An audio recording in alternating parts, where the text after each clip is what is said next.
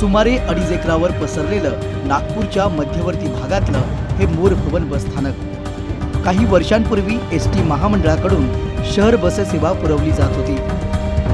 कालांतराने ती सेवा बंद करून महापालिकेकडे देण्यात आली। दरम्यान एसटी महामंडळाने इथून ग्रामीण भागात सेवा द्यायला सुरुवात केली। आजच्या घडीला इथून 700 बस फेऱ्या सुरू आहेत। मात्र कधी काळी नागपूरकरांच्या जिव्हाळ्याचा विषय असणाऱ्या या बसस्थानकात सध्या मूलभूत सोयीसुविधांचाच अभाव आहे। पाणी पिण्याकरता त्याची व्यवस्था नाही बरोबर आणि ते आपल्याला टॉयलेट्सला वगैरे जायचं असलं तर त्याची पण व्यवस्था नाही आहे। सर्व दुर्व्यवस्था आहे सर। सर्व गती होतात सर, लेडीज आणि जेंट्स दोघांच्या पण होतात सर।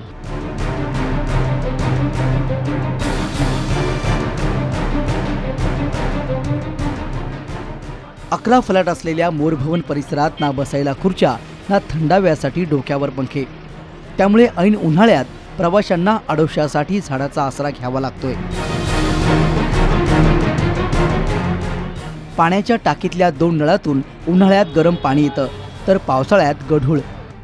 तहान भागवण्यासाठी दुसरा पर्याय नसल्यानं प्रवाशांना नाईलाजास्तव हेच पाणी प्यावं लागतं।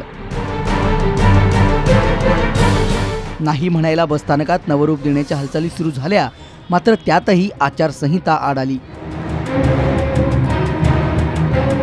यहाँ पे तो बहुत ज़्यादा प्रॉब्लम है। यहाँ पे पानी का प्रॉब्लम है और लैट्रिन के लिए कोई सुविधा नहीं है और लेडीज़ के लिए कोई सुविधा नहीं है और ज़्यादा यहाँ पे बहुत ज़्यादा डस्ट होता है। यहाँ पे रोड भी सही नहीं है और बरसात के दिनों में बहुत ज़्यादा प्रॉब्लम होती है। बारिश आती है तो खड़े रहने के लिए जगह नहीं होती है।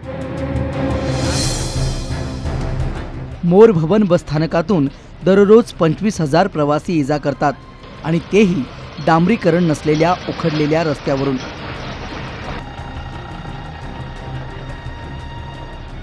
बस आल्यावर उठणाऱ्या धुळीच्या लोटातच प्रवाशांना गाडी पकडण्याची कसरत करावी लागते।